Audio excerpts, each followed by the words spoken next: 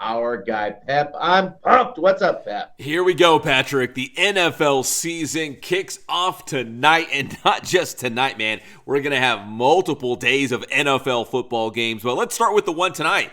All eyes will be on the primetime game, Thursday Night Football, as the two-time Super Bowl champion Kansas City Chiefs will open up against the Baltimore Ravens. And you can make a case, maybe Baltimore is the number one contender to dethrone Kansas City, at least coming out of the AFC. So this is one of the better matchups we'll see all season long, and we get it right now on opening night.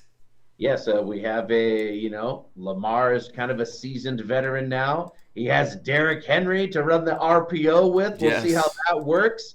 It seems like it could work. Power back. Lamar has lost a little weight to make himself even faster. They could be the big threat to KC, who's trying to do the three-peat. Yeah, we're looking to see who's going to step up and be that team to challenge, Kansas City. We've been waiting on Buffalo. We've been waiting on Joe Burr and the Cincinnati Bengals for a couple seasons because they've had some great games with Kansas City. So who's it going to be? Listen, I'm a 49ers fan, and I still remember on Christmas last year, the Ravens wrecked the 49ers. And I'm like, man, this Baltimore team is the best team in the NFL. They're going to the Super Bowl. They're going to win it all. Unfortunately, it didn't happen. It was obviously the Kansas City Chiefs. But this Baltimore team was great last year. And like you mentioned, Derrick Henry, I think they only got better. Yeah, so true, man. Now we get to see what he does with the Ravens. It is kind of a fun time right now, too, because every single NFL fan, no matter who you are, even if your team sucks, you still have hope because nothing's happened yet. Everyone is like, it could be our year because somebody's going to surprise us, and lots of teams are hoping that it's them. Yeah, I mean, think about it. The Detroit Lions came from out of nowhere like 2 seasons ago. Last year, I guess you could say it was the Houston Texans who emerged as a legit team, made the playoffs. So, yes, there is hope. Even if your team stunk last year, you're like, well, there's a chance. It's happened before. Yeah, man, there's a chance. Kind of a fun time right now. Everyone's happy. It is. Everyone is happy. So we got tonight is the the league opener with the defending Super Bowl champion Kansas City Chiefs. But not even Fridays are safe. If you thought Fridays for high school football, I mean they still are. But we got a Friday night game in Brazil as the Packers will take on the Eagles, which is another great matchup. So we've got football tonight, Friday night, Saturdays for college, I suppose, Sunday NFL, and then even Monday night football, Patrick. I hope I don't offend any of the Brazilians out there, but it makes me wonder if we will be going to a game in Brazil or another country where safety is a concern. That has been the huge talk about this game. All the players are kind of dying to get out of there in terms of they've been all told to basically stay in their room. Let's get this game, and then let's get out of there. That's kind of frightening a little bit with how it is this world today. Yeah. Who was it? Josh Jacobs? One of the players was like, man, this place is terrible, blah, blah, blah. And then he walked it back real quick and said, oh, no, we're so happy to be here for the fans. And right. The NFL got to him. It's frightening a little bit. They basically have been told, don't go out.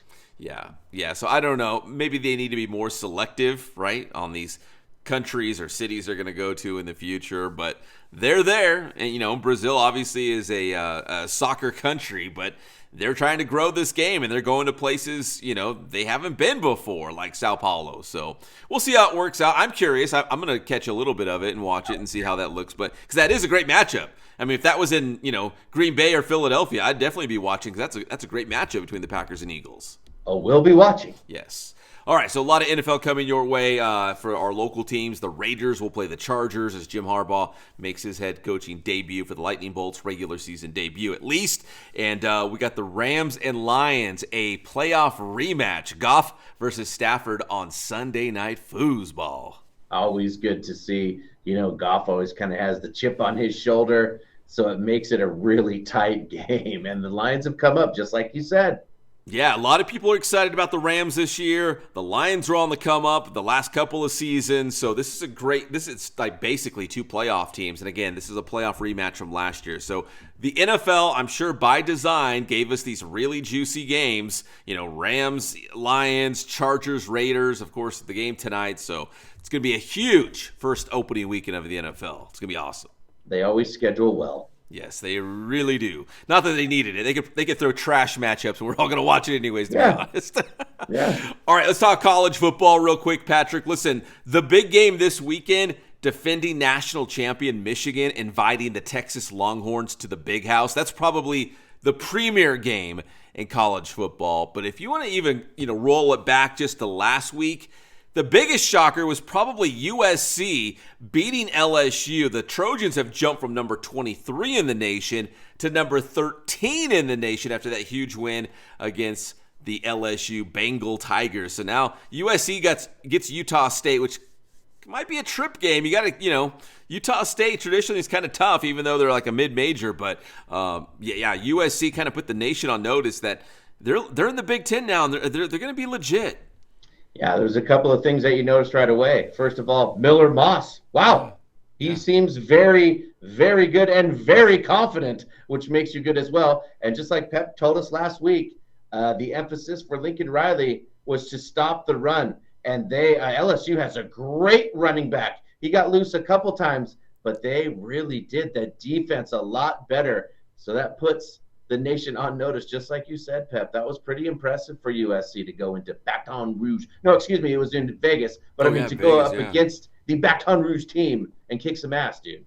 And we've talked about this. USC is going to score some points. They had Caleb Williams. You know what I mean? Like, they've been very good. Now Miller Moss seems like he's the next guy up right at quarterback. It was the defense. They got to stop somebody. They let every team run on them last year, and it looks like they finally figured it out against a very good LSU team. So I'll be honest, I was a little surprised. I'm like, oh my gosh, did USC finally figure out the puzzle? And it's like bring in a defensive component to beat other teams. I think they did. And you know what?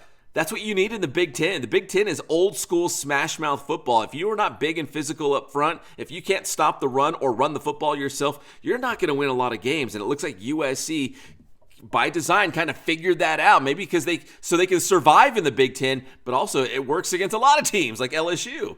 It definitely looks like that, man, because they took a hell of a punch from LSU and kind of showed a little being battle tested and came back and won. I was like, wow, USC, boy, here we go. Yeah, I don't know. They obviously turned some heads, including mine, because I was a little surprised they did that against LSU, who was, I think at the time, LSU was number 13 in the nation. USC, big win for them. They got Utah State this weekend. And finally, Patrick, let's hit the diamond. A little baseball talk here on this Thursday morning. I don't know if it was a headline because at least in my day, when you throw a no-hitter, it was like a huge deal. It was like the number one headline. Everyone was talking about it. But I feel like we get no-hitters all the time. The Cubs had a combined no-hitter against the Pirates last night, and I was like, oh, that's cool. And I kept scrolling. Like, I don't know about you, but I kept, what else was going on? Yeah, we just love offense, don't we? So that should have been the story, but the big story, especially for local SoCal baseball fans here in the IE, Dodgers versus Angels, Angel Stadium, Shohei Ohtani back. It was a sellout crowd at the Big A, of course, right? They want to see Ohtani come back and play in his former stadium. They actually split. The Angels actually hammered the Dodgers last night, 10-1, which I was surprised. But, of course, all eyes were on Ohtani. He had a great game Tuesday night as he chases 50-50, as the Dodgers still look like the best team in baseball, probably. And kind of the news from that game was up on the Diamond Vision screen, the big screen. They put up Shohei Ohtani, and they said, used to work here. And a lot of people were like, oh, the Angels. I thought it was actually pretty funny. I think it's funny because I don't take anything very seriously, but there were some fans. I'm not a Dodgers fan or an Angels fan, but there were some fans out there that were like, oh, that's so rude. This guy, he did so much. He sold so many jerseys. He sold so many tickets, and that's how you treat him. Dude, come on. It's just a game. Like, they were just having fun with it. Of course, listen, Mike Trout's hurt. They lost Ohtani. The Angels stink. Like, come on. Let them have a little fun, right? And they did split with the Dodgers. So, I mean, of course, in these games at the end of the season when they're already out, it does look like, the kids are getting better. They hammered by Mariners. They split with the Dodgers. Yeah. Could that be a look to the future? The future of the Dodgers does look pretty good, though. Yeah, I mean, listen, they don't look awful. The Dodgers are the best team in baseball. The Angels are up and coming. I think they've got 3 guys now with more than 20 home runs on the season. So they are coming around. Obviously, they're not a playoff team this year. But at least if you're an Angels fan, you feel like, okay, there's reason to be optimistic, right, going into next season because these young guys are finally producing. But as I've always said with the Angels, they're going to need some pitching. They've needed pitching for a long, long time, and I don't think they still have it yet. Boy, since the year 2000, feels like. Yeah, that's what I'm saying. Like, it's been a while. It has been a while. I can't wait to talk to Pep. On Monday, we'll have so much to talk about. Pep, enjoy the start of foosball and tell them how to get your stuff, Pep. Oh, I'm going to be marinating on football all weekend long. In the meantime, get my stuff on Inland Sports, Facebook, Instagram, Twitter. We got Inland Sports on the old YouTube channel. You can check it out at your leisure. That's Inland Sports. Thanks, Pep.